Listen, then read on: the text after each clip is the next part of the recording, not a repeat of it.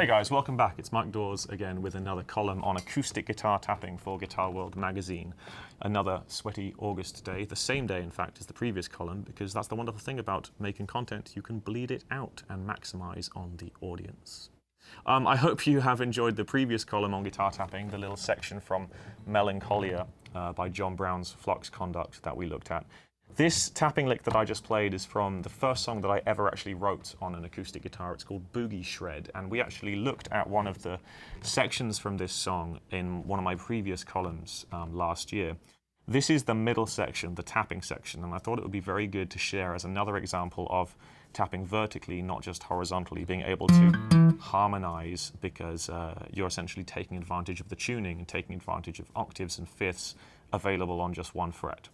Now, although this lick, which is requested a lot by students to learn, although it looks quite scary and fast, it's actually one of the easiest things that I've ever kind of done, and that is true because it's all about delegation of responsibility.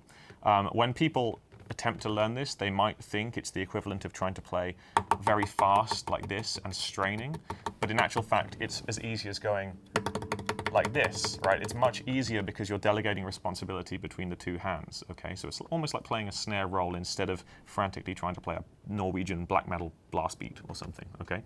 So we're going to break this down into 4 groups of 3. First of all, we have a group of 3 like this. Slap, hammer, hammer. Okay, we're in dad-gad tuning once again. The slap is the bottom string, hammer 3rd fret for the C, hammer 5th fret for the D, okay? 1, 2, 3. Like I mentioned before with Melancholia, we're all about trying to keep the dynamic consistent and almost machine gun-like when we play. The fact I have steel string guitars helps with this because you can get an aggressive attack, that's a good example, through a hammer on, much like you would with a slap, okay? 1, 2, 3, slap, hammer, hammer. The next sequence, the next group of 3 is in this hand, it's all tapped. We're going to be tapping 8th fret on the A string, then the other A string.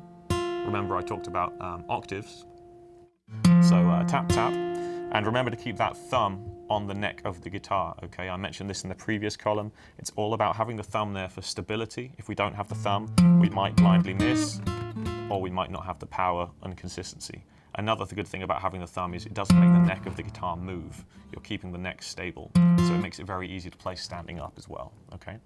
So it's going to be tap, tap, then slide that octave down to the 7th fret. Okay, so our first group of 3, slap, hammer, hammer. Our second group of 3, tap, tap, slide. It's worth just practicing that in a cycle to try and get the dynamic consistent. What you don't want to have is a strong slap, a weak hammer, a strong tap, a weak tap, and a weak slide. It's got to all be pretty dynamically straight, okay? And I'm sure Matt, when editing this, can compress it to make me sound much more consistent than I actually am. So, group of 3, group of 3.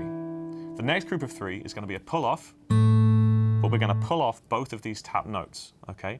Now, the tricky thing here is you don't want to pull off up and catch other strings. You want to be able to be pretty clean with that pull-off, so spend some time practicing that. Always give it a little flick upwards. It's much easier because you'll catch the end of your nail, and that'll give it a nice little shimmer to the sound. If you go downwards, it's going to be more meat, okay? So we're going to have pull off, then hammer, hammer again, the same notes as we had before at the beginning. So that's 1, 2, 3, 1, 2, 3. During this slide, you can remove this finger. Pull off, hammer, hammer again. Now, talking about delegation of responsibility between the two hands, these hammered notes give me time to move this hand over and reach all the way down to the 2nd fret on the top string.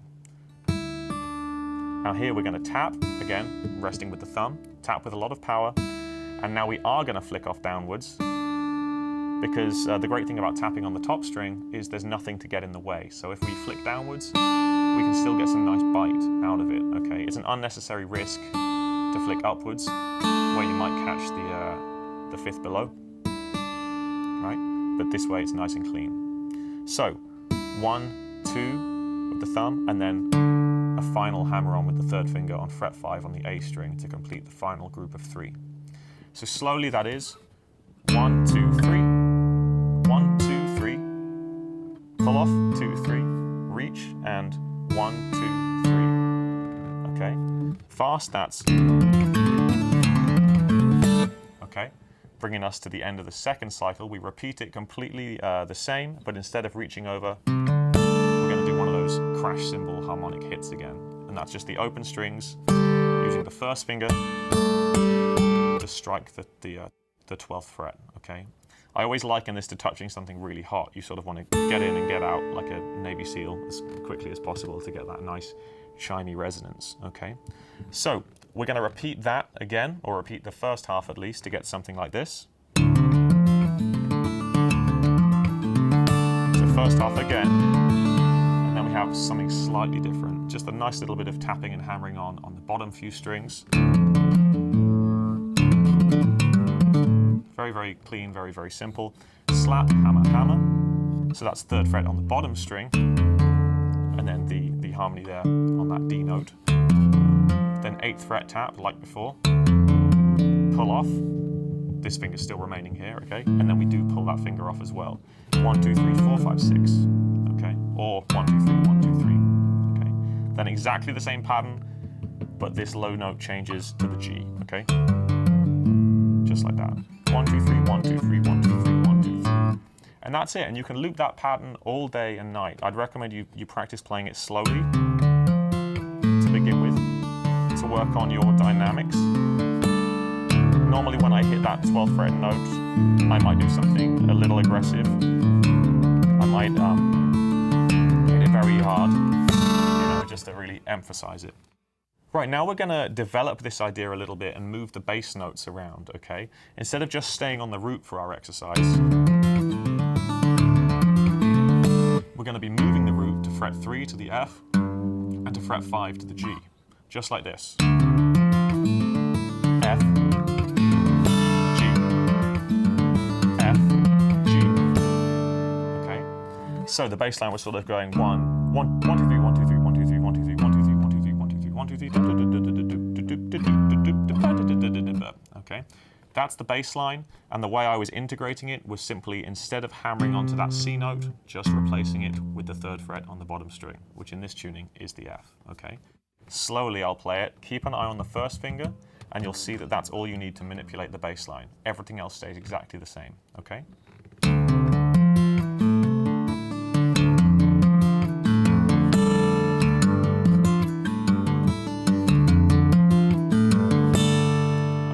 Nice and simple.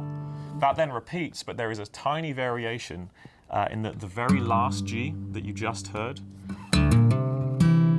We do a little hand crossover, and that'll be 1, 2, 3, 1. Okay, that's slapping the bottom string, 8th fret, 10th fret on the bottom string, and then we're going to get those octave A string notes. This time we're on the 7th fret, okay? Again, even though the hands are crossing over, the thumb is still there resting to make that nice and powerful, okay? So I'll play that in context. G,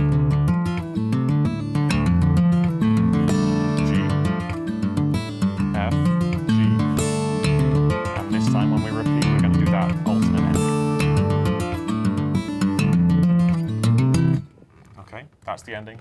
There is one other tiny variation that we're going to look at as well, which is almost going back to the first exercise again, but staying muted in this hand to get a really nice percussive effect. Just to play little sequences like this. What I'm doing there is still doing slap, hammer, hammer, tap, tap, slide, but I'm muting with the palm of my hand everything except for the top few strings. So it's sort of okay, very, very percussive, but when you do hit that second string, it can open up to sort of reveal that note should you choose. I'll play it again slowly so you can get this, okay? With a slap at the end, or maybe a 12th fret harmonic. Maybe, whatever you want. Then the original outro there, okay? So now that you've got all that, I'm going to play all 3 examples in a row as they are in the song, okay? Good luck with this one. This is the Boogie Shred middle section at full speed.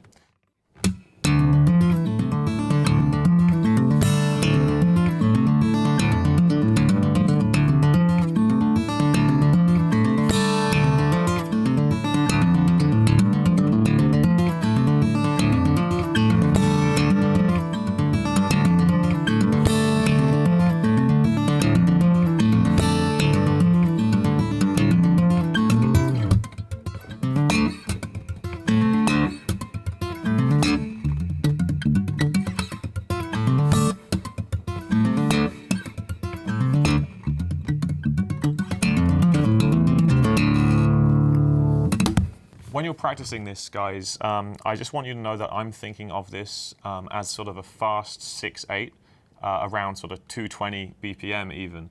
When I notated this, or when I composed this, I was sort of feeling the 4/4 vibe, but when I came to notate it, rather than writing 4/4 in triplets, I was writing everything as eighth notes, straight eighth notes in 6/8. So when you get the tab, you'll see that. It's very, very easy. You know, you've got your snare coming in on beat 4 of 6 of these eighth notes.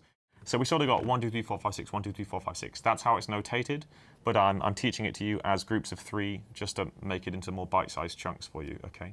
So when you are playing this, that's the feel you're going for, straight 6/8 rather than triplet 4/4, okay? Good luck.